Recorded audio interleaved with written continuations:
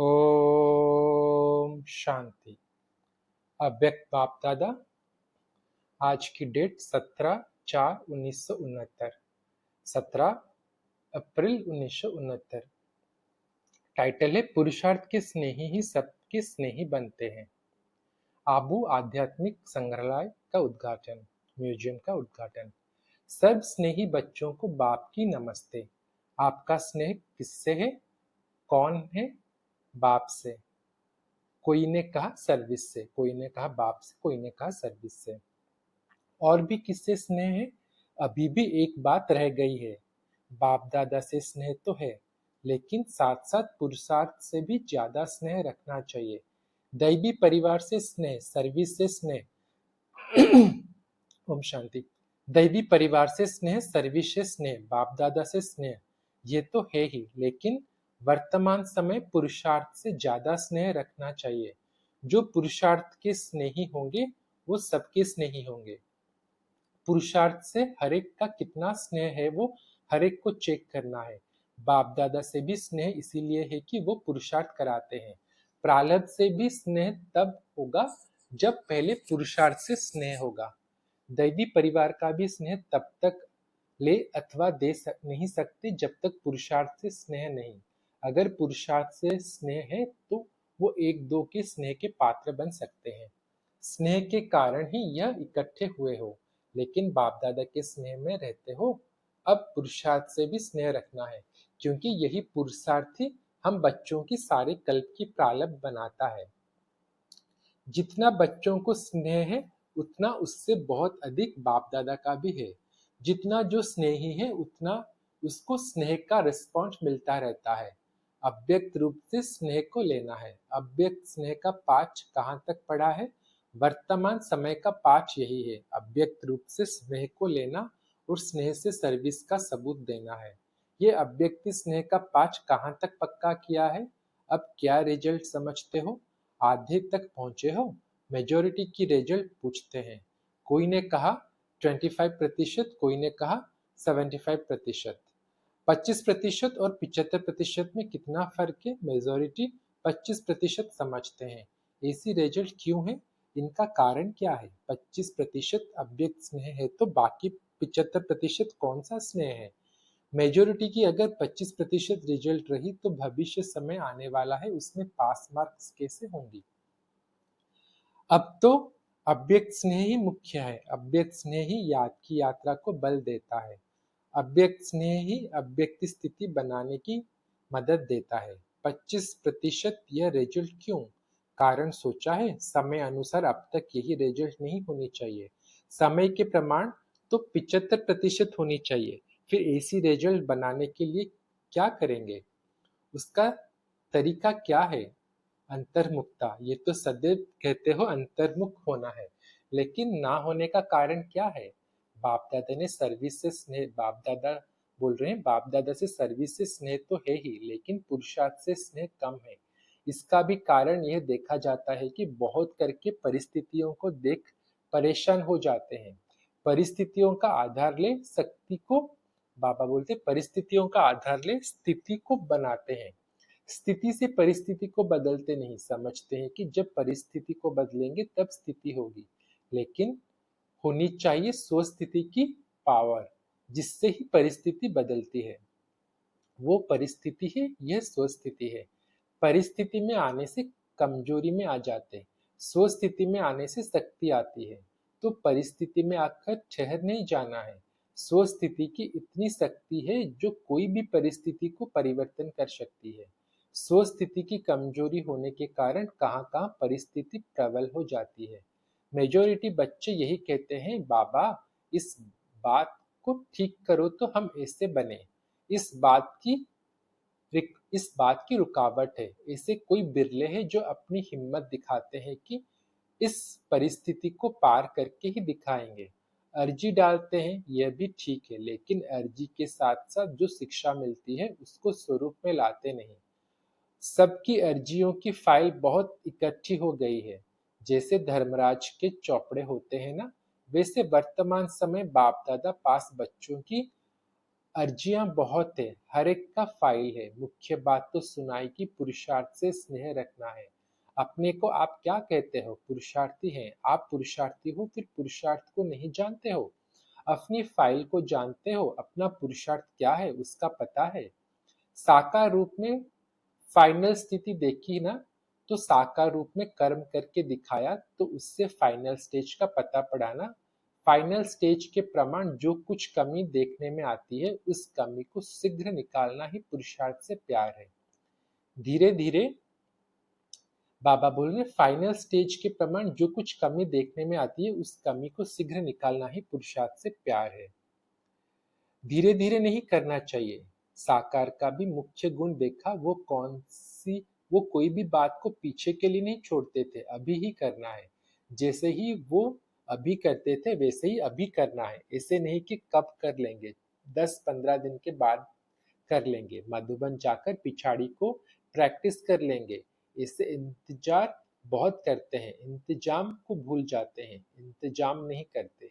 बातों का इंतजार बहुत करते हैं, इंतजार को निकाल इंतजाम में लग जाएंगे, फिर 25-75% रिजल्ट हो जाएगी।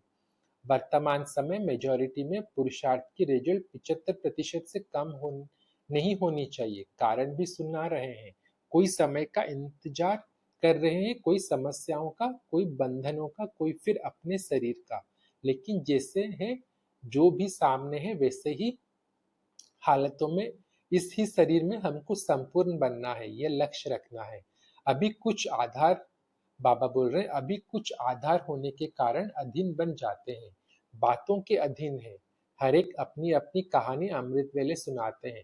कोई कहते हैं शरीर का रोग ना हो तो हम बहुत पुरुषार्थ करें, कोई कहते हैं बंधन हटा दो, लेकिन ये तो एक बंधन हटेगा दूसरा आएगा। तन का बंधन हटेगा मन का आएगा, धन का आएगा, संबंध का आएगा, फिर क्या करेंगे? ये खुद नहीं हटेंगे, अपनी ही शक्ति से हटाने हैं। कई समझते हैं बाप दादा हटाएंगे या समय प्रमाण हटेंगे, परंतु यह नहीं समझना है। अभी तो समय नजदीक पहुंच गया है जिसमें अगर ढीला पुरुषार्थ रहा तो ये पुरुषार्थ का समय हाथ से खो देंगे। अभी तो एक एक सेकंड, एक एक श्वास मालूम है कितने श्वास चलते हैं, अनगिनत है ना। तो एक एक श्वास, एक एक सेकंड सफल होना चाहिए, अभी ऐसा समय है। अगर कुछ भी अलबेलापन रहा तो जैसे कई बच्चों ने साकार मधुर मिलन का सौभाग्य गवा दिया, वैसे ही यह पुरुषार्थ के सौभाग्य का समय भी हाथ से चला जाएगा।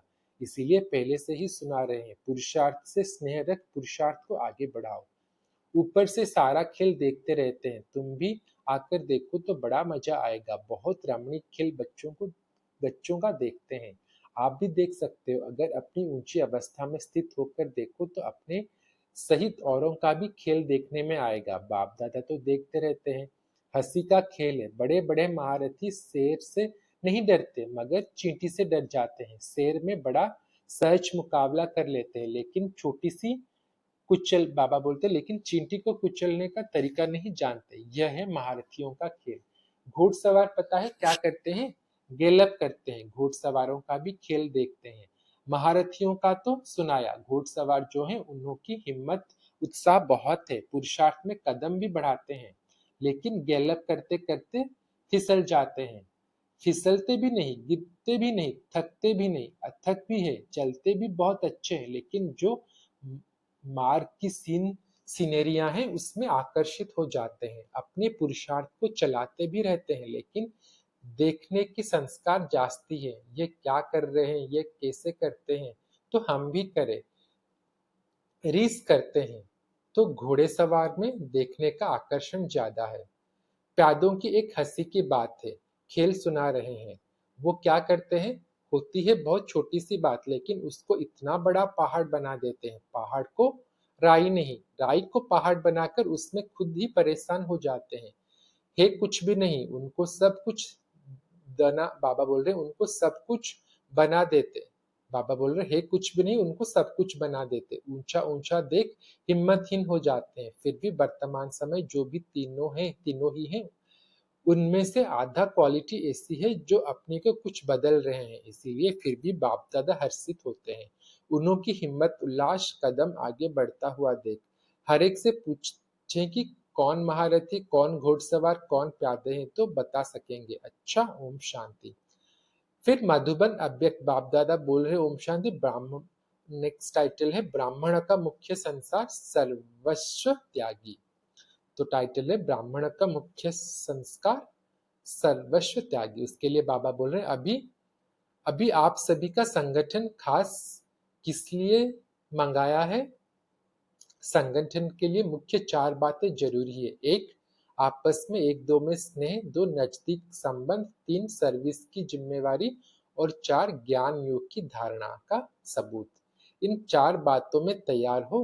एक दो में स्नेह कैसे बनता हो। बाबा बोल रहे एक दो में स्नेही कैसे बनना होता है। स्नेही बनने का साधन कौन सा है। ये जो एक दो से दूर हो जाते हैं उसका कारण यह है क्योंकि एक दो के संस्कार एक दो के संकल्प नहीं मिलते हैं। सभी के संकल्प संस्कार एक हो कैसे सकते हैं। संस्कार तो हर एक के अपने अपने होते हैं। संगम युगी ब्राह्मणों का मुख्य संस्कार कौन सा है। साकार रूप में मुख्य संस्कार कौन सा था। जो ब्रह्मा का संस्कार वो ब्राह्मणों का संस्कार। साकार ब्रह्मा का मुख्य संस्कार कौन सा था। ब्रह्मा में तो वो संस्कार संपूर्ण रूप में देख लिया, लेकिन ब्राह्मणों में यथा योग यथाशक्ति है।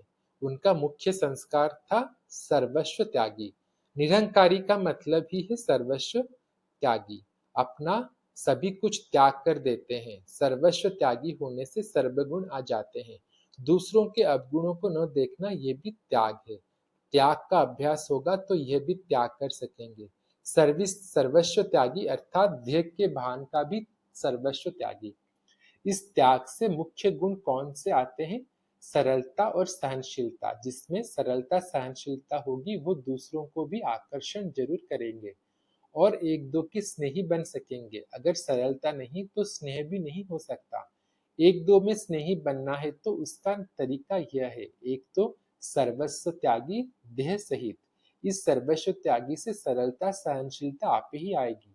सर्वस्व त्यागी ही यह निशानी बाबा बोल रहे सर्वस्व त्यागी की यह निशानी होगी सरलता और सहनशीलता।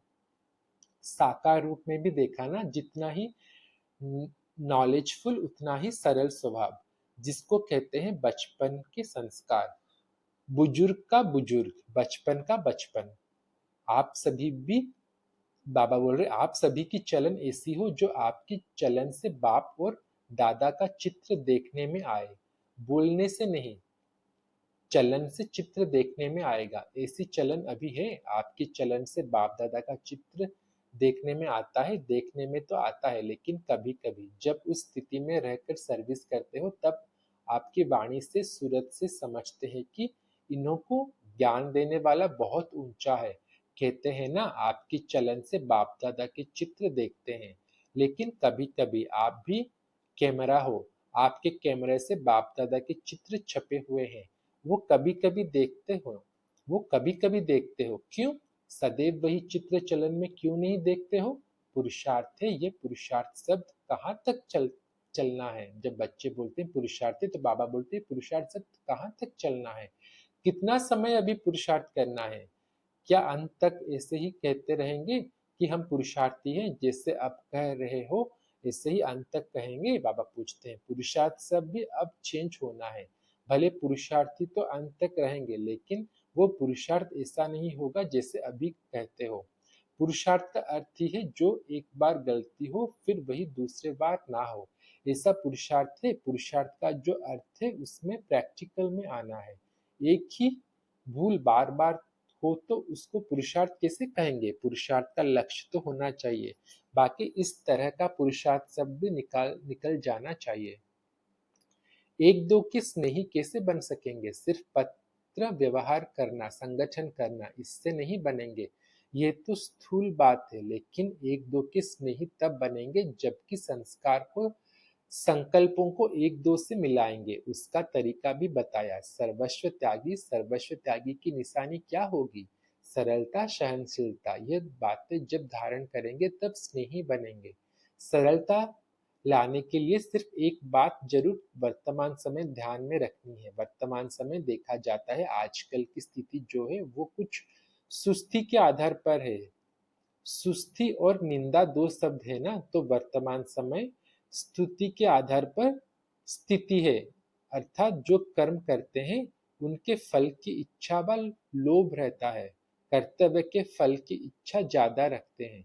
स्तुति नहीं मिलती है तो स्थिति भी नहीं रहती, स्तुति होती है तो स्थिति भी रहती है, अगर निंदा होती है तो निधन के बन पड़ते हैं, अपनी स्टेज को छोड़ देते हैं और धनी को भी भूल जाते हैं। तो यह कभी नहीं सोचना कि हमारा स्तुति हो, स्तुति के आधार पर स्थिति नहीं रखना। स्तुति के आधार पर स्थिति रखी तो डगमग होते रहेंगे। जो अनन्य है उनका प्रभाव दिन प्रतिदिन आप पे ही निकलेगा। निकल बाबा बोले, लेकिन प्रभाव में खुद ही प्रभावित नहीं होना है। यहाँ ही फल को स्वीकार कर लिया तो भविष्य का फल तो खत्म कर लेंगे। जितना गुप्त पुरुषार्थ उतना गुप्त मददगार, उतना ही गुप्त पद बन जाता है। दूसरे भले कितनी भी महिमा करे, लेकिन उनकी महिमा के प्रभाव में खुद प्रभावित नहीं होना है। कोई भी कार्य करना है तो संगम पर ठहर कर जजमेंट करना है, क्योंकि आप सभी संगम युगी कहलाते हो। इसीलिए जो भी बात होती है हर बात के दो तरफ होते हैं। बाबा बोले, इसीलिए जो भी बात होती है हर बात के दो तरफ हो बाबा बोल रहे हैं, जिस इसलिए जो भी बात होती है हर बात के दो तरफ हो। बाबा बोले, इसीलिए जो भी बात होती है हर बात के दो तरफ तो होते हैं। दोनों तरफ से संगम पर ठहर जजमेंट करनी है, ना उस तरफ ज्यादा ना इस तरफ ज्यादा। संगम पर ठहरना है। तुम संगम युगी ब्राह्मण का जो भी कर्तव्य चलता है वो संगम पर नहीं ठहरता है, इस तरफ का उस तरफ चला जाता है। जैसे आप लोग गृहस्थ व्यवहार में रहते हो और सर्विस में भी मददगार हो, तो दोनों तरफ संभलने के लिए बीच में ठहरना पड़ेगा। दोनों के बीच की अवस्था में स्थित रहना है। संगम पर होंगे तो दोनों को ठीक रखेंगे। बाबा बोल रहे, संगम पर होंगे तो दोनों को ठीक करेंगे। तुम्हारा खान पान पहनना आदि सभी बीच का ही है। इस रीति जो जजमेंट करते हो तो बीच की स्थिति में स्थित होकर दोनों तरफ की जजमेंट कर फिर चलना है। कई बातों में दिखाई पड़ता है इस तरफ व उस तरफ विशेष हो जाते हो, होना चाहिए बीच में। बीच की अवस्था, बाबा बोल रहे, बीच की अवस्था है बीज बिंदी। जैसे बीज सूक्ष्म होते हैं वैसे बीज भी स्थिति भी, बाबा बोले जैसे बीज, बाबा बोल रहे हैं जैसे बीज सूक्ष्म होता है वैसे बीज की स्थिति भी सूक्ष्म है। उस पर ही ठहरने की हिम्मत और तरीका चाहिए। यह भी लक्ष्य दिया हुआ है, कहाँ बालक को चलना है कहाँ मालिक को चलना है। जहाँ मालिक को चलना है वहाँ बालक नहीं बनना है, और जहाँ बालक बनना है वहाँ मालिक नहीं बनना है। यह भी बहुतों से मिसअंडरस्टैंडिंग गफलत, बाबा बोले ये भी बहुतों से मिसअंडरस्टैंडिंग माना गल गलत फैमिली हो जाती है। ये भी चेकिंग बहुत रखनी है। बालकपन भी पूरा तो मालिकपन भी पूरा रखना है। इसीलिए कहा कि संगम पर ठहरना है, इसीलिए कहा कि संगम पर ठहरना है। सिर्फ बालक भी नहीं बनना है और सिर्फ मालिक भी नहीं बनना है। दोनों गुण होने से सभी ठीक चला सकेंगे। बालकपन अर्थात निसंकल्प हो, जो कोई भी आज्ञा मिले, डायरेक्शन मिले उस पर चलना। मालिकपन अर्थात अपनी राय देना, किसी किस स्थान पर मालिक बनना है वो स्थान और बात देखनी है। बाबा बोले, किस स्थान पर मालिक बनना है वो स्थान और बात देखनी है। सभी जगह मालिक नहीं बनना है। जहाँ बालक बनना है वहां अगर मालिक बन जाएंगे तो फिर संस्कारों का टक्कर हो जाएगा। इसीलिए आपस में एक दो के मददगार बनने के लिए दोनों ही बातें धारण करनी है, नहीं तो संस्कारों का टक्कर होगा। जहाँ बालक बनना चाहिए वहां मालिक बन जाते हो तो दो मालिक बनने से फिर संस्कार का टक्कर हो जाता है। मालिक भी बनना है बालक भी बनना है, राय दी मालिक बने। फिर जब फाइनल होता है तो बालक बन जाना है, राय दी मालिक बने। फिर जब फाइनल होता है तो बालक बन जाना चाहिए। किस समय बालक किस समय मालिक बनना है यह भी बुद्धि की जजमेंट चाहिए। किस समय कौन सा स्वरूप धारण करना है वो भी विचार करना है। बहुरूपी बनना है ना, सदैव एक रूप नहीं, जैसा समय वैसा रूप। उल्टे रूप से बहुरूपी नहीं बनना है, सुलटे रूप से बनना है। अच्छा, ओम शांति।